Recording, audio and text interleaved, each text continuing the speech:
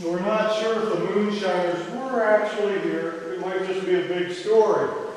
But they could have been in here without much trouble. The dam wasn't here, and the water was just very shallow flowing down the middle of the stream bed here. The dam was built in the 1930s by the Civilian Conservation Corps. The dam raises the water level up in here, generally 2.5 to 3 feet deep, but there's some spots where the water can be up to 12 feet deep or maybe even a little deeper. And the only reason they built the dam was because someone thought it would be a good idea to show the cave off on boat rides. So it was a good idea. They've been doing it since the 30s. And back then it cost 10 cents a person to take a boat ride here in the cave.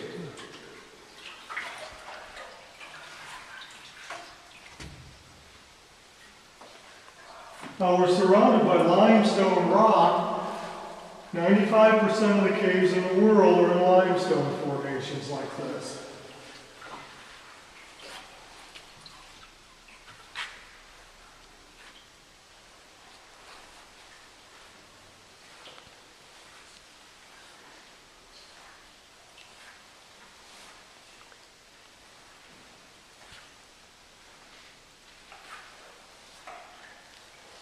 We'll be going under our first formation in just a minute or two. It's a stalactite.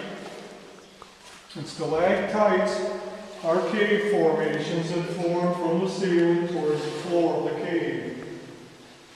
What's that? And you can kind of remember that by thinking of stalactite being tight to the Oh, yeah. ceiling. Yeah.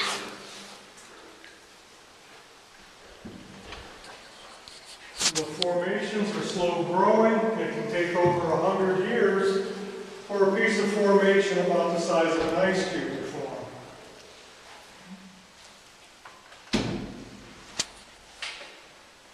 It takes special conditions for the formations to even start. And all caves like this don't necessarily have formations in them.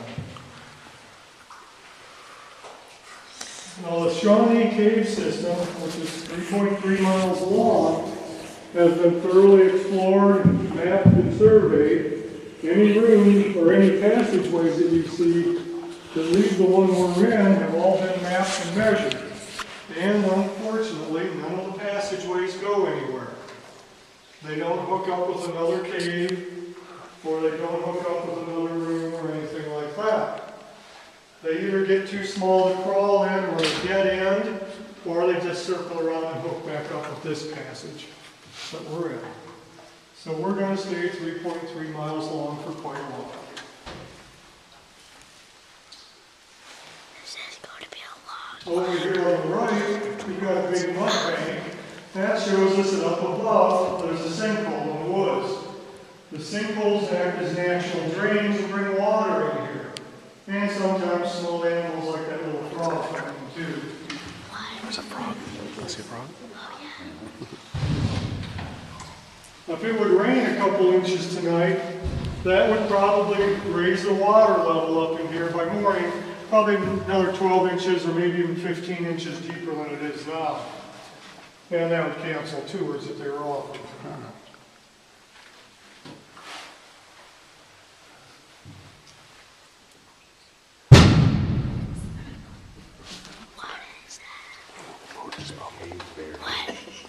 Up here on the right, we've got a couple of big stalactites.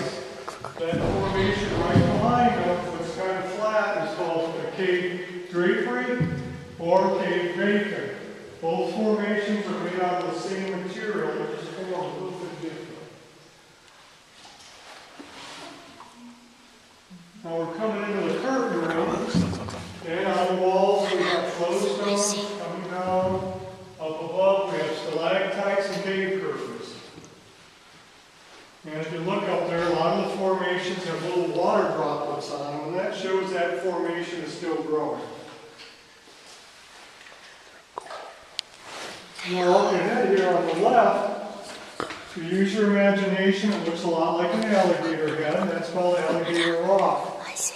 That was part of the wall and part of the ceiling, and several hundred years ago, during a breakdown, it fell and became part of the floor. Breakdowns occur naturally in limestone caves approximately every 500 to 1,000 years.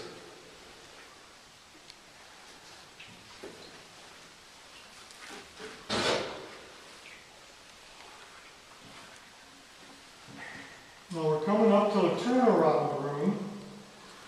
And right here, we're about 500 feet from where we started. And we're about 150 feet underground right here. The air temperature is almost constantly 54 degrees year round. It varies by about a degree centigrade during the whole year. The water temperature is right around 54 degrees also. Now usually this is where we would be looking real seriously for the fish and finding some of the blind fish, but due to the water being stirred up from the rains, you may or may not see the fish. So usually we can see down here about 2 feet deep, and we're nowhere near that right now.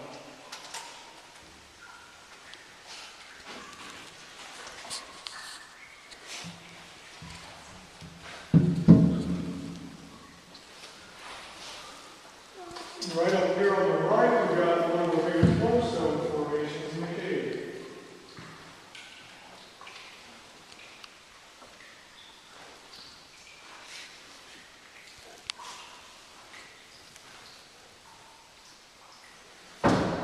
Here on the ceiling, they look like little stalactites. Those are hollow, like straws, and those are called soda straw formations. And there's more of them over here.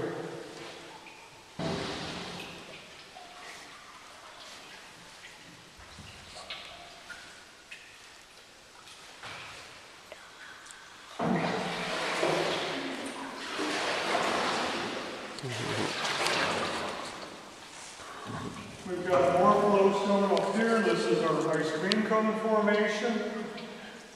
And this is either a big jellyfish or Davy Jones's Bears and Pirates of the Caribbean. And this is dripstone, and dripstone always has water dripping off of it, even if it's very dry.